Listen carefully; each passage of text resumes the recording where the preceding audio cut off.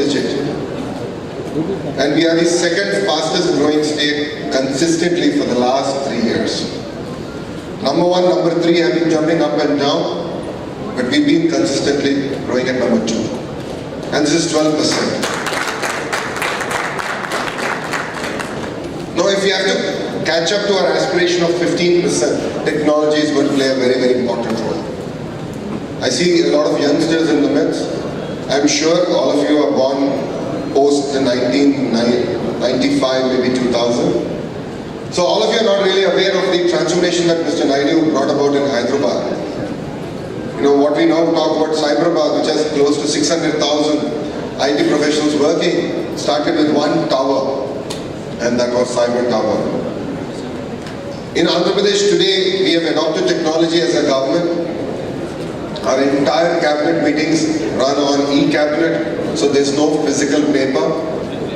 The entire secretariat runs on something we call e-office. So as a minister or as secretaries, we actually don't have physical files moving. And as students, you have exams maybe once every quarter. We in government of Andhra Pradesh as ministers have examination every 15 days. This is where we get a report card from the Honorable Chief Minister saying how fast we have cleared our files. You know, I clear my files on an average about an hour and a half, and that makes me the third fastest minister. Third fastest, not the fastest. My fastest minister cleared files in 40 minutes. So this gives you a sense of how, as a state, we are using technology to streamline our entire process, to bring about greater transparency. You know, not only that, we are using close to about 1 million IoT devices already in the field. You know, I just shared with Arora ji where, you know, we are now using technology to even monitor the quality of water real time. And all of you here might ask, what is Panchayat Raj Minister doing, you know, in the IT industry? And I think this sort of gives you an idea of the Honorable Chief Minister's vision where technology actually should be used for the masses. So with these kind of IoT devices for testing the quality of water, IoT devices are now being used to give me the feedback on the quality of roads, not only in villages but even between the villages. The Chief Minister's dashboard, the core dashboard has won many awards. And if you look at the dashboard, it's such a beautiful way to democratize data and to bring about visibility for not just the departments but actually for citizens. It's truly empowering in that sense. We are the first state to have a real-time governance center where all these IoT devices actually talk to. This is world's first attempt in real-time governance. No one has done this effort. It's a phenomenal work. It's backed by a call center where 1,000 people are waiting to take citizens' call out of 1100. And every complaint or grievance that we get actually from the citizen are being resolved on a systematic basis. And in real-time governance, we're working closely with partners from across spectrums to enable government to take real-time decisions. So I'll give you a few data points on this.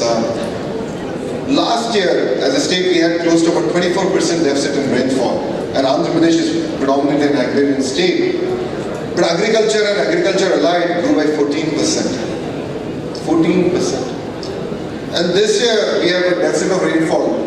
Current track is about minus 18%. But agri and agri-allied is growing at 28%. This is close to 8 times India's agri-allied growth.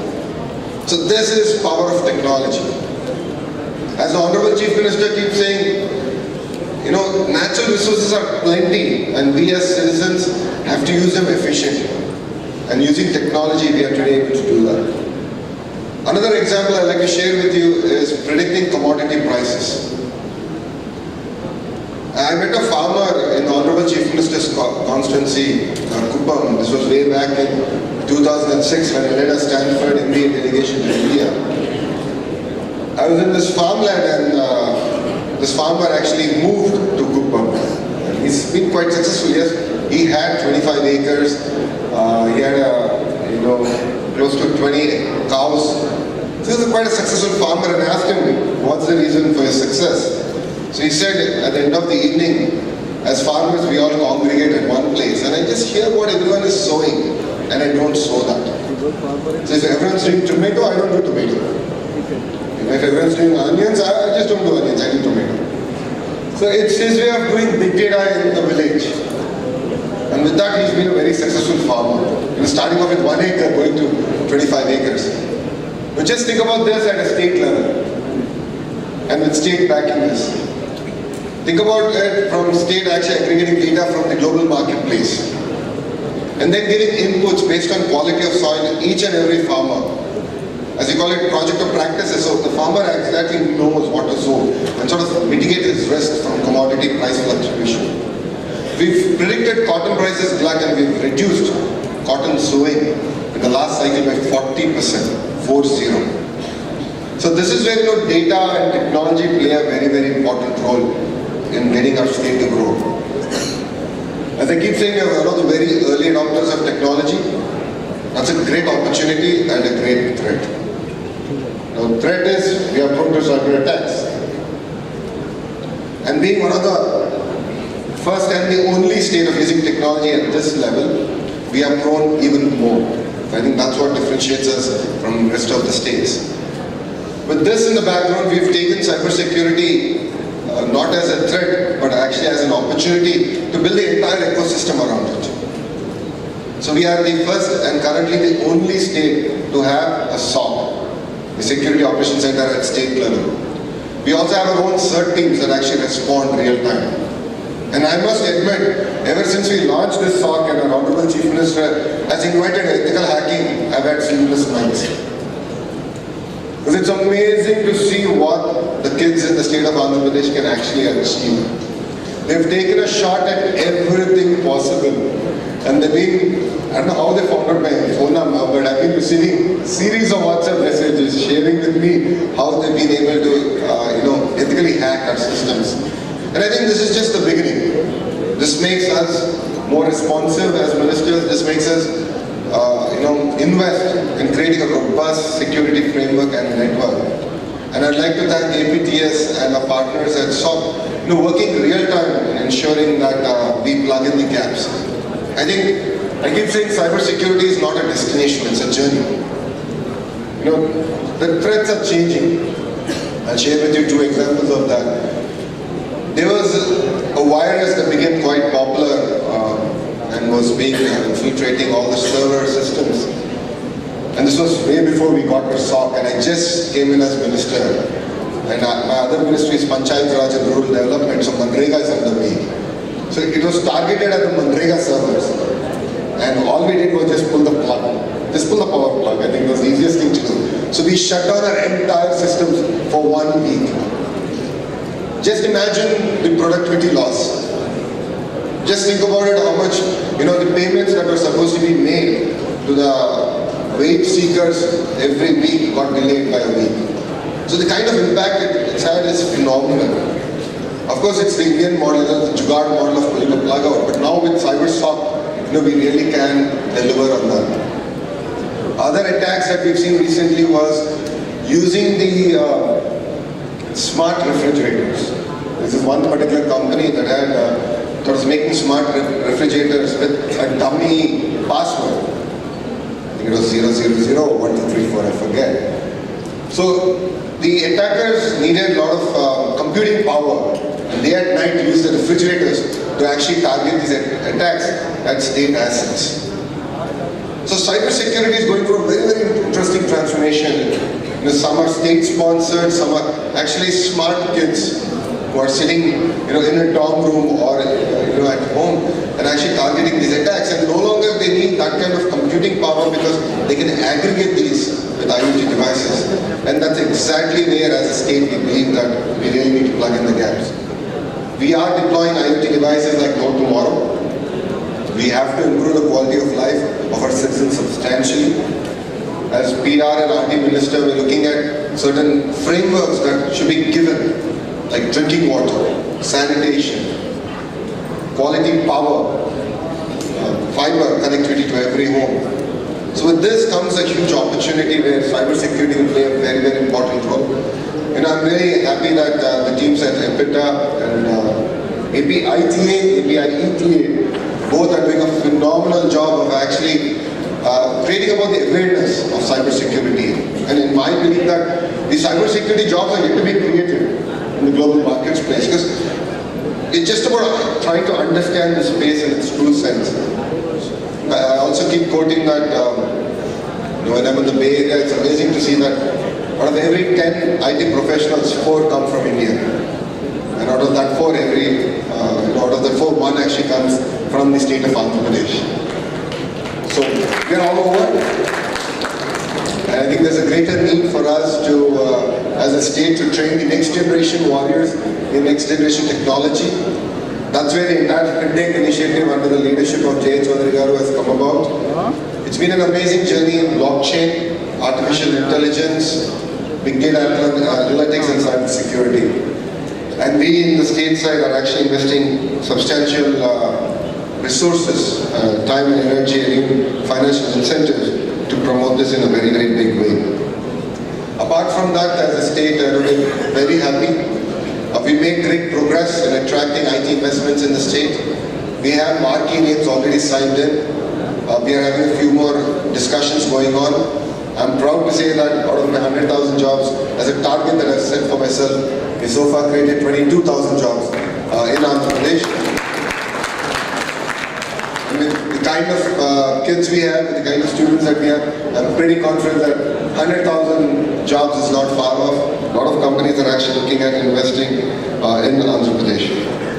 A special shout out to IIDT. IIDT is the only institute in digital technology in India. Amazing work is going on there. It's again a state-sponsored institute. Though it is state-sponsored, it's actually supported by the industry. And I would request MasterCard to actually be part of this institute where you can give us feedback and you can give us input on where you see the industry is moving. So we can create the next generation IT warriors. Apart from that, our accelerators have done a phenomenal job in the FinTech Valley. XLR8 is among the top 6 accelerators in India. And all of you won't believe they have a budget of $1 million. So, we believe in bang for the buck and low cost models, and that's really worked for us. I am the IT Minister of Andhra Pradesh, so I need to market the state a little bit more. We are number 1 in the ease of doing business. We have attracted 80% of investment in the automotive sector in the last 3 years to the state of Andhra Pradesh. We are soon becoming a leader for paint manufacturing, with Asian Paint starting off their operations. And even in electronics manufacturing, the state has really come about an amazing journey. When the state was bifurcated, our contribution to India's cell phone manufacturing was 0. And we today contribute close to 13%. And I keep telling Manu Jain, who heads Xiaomi India, that you're successful because you're manufacturing in Andhra Pradesh. So it's been a great journey, and I'm pretty sure that we will conquer the electronic space. There is no second thought. And I'd like to thank MasterCard for their support from the leadership all the way from the top, and to the team who have really come together to create a wonderful event. A few things where we're working with MasterCard I'd like to elaborate. One is with the entire agriculture and horticulture department, where we're trying to understand how do we facilitate credit for the farmers and also look at direct benefit transfer scheme in a very, very effective way. The second area that we're actually working with MasterCard is the entire smart cities. So how do you make the entire payment network seamless? Arora ji offered that he will do a pilot. I said, great, let's do a pilot at state level. So no more cities, let's do it at the state level. I think Andhra Pradesh is a good size pilot as a state, so I've requested him and he's actually agreed to it across sectors. Other area that we're working together is cyber security, and I look forward to actually hopefully creating a center of excellence in this space around the digital payments, because FinTech is near and dear for us, and a lot of startups in this ecosystem are actually coming about in Visakhapatnam. And the need to secure their infrastructure is going to play a very, very important role. And that brings me to FinTech. We already have a great number of startups in Visakhapatnam in this space.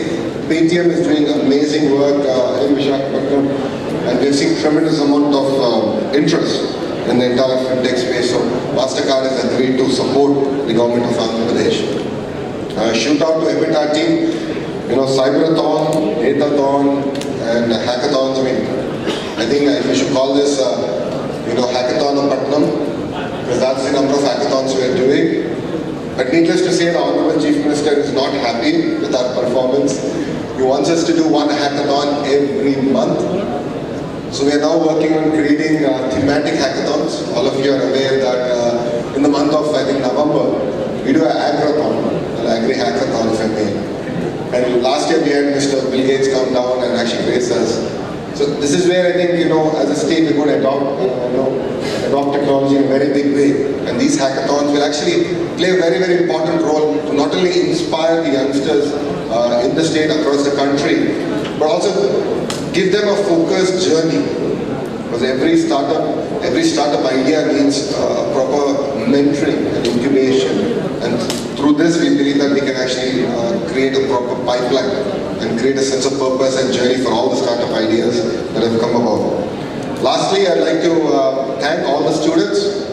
I know it's exam season. I also know it's Friday. It's the start of the weekend.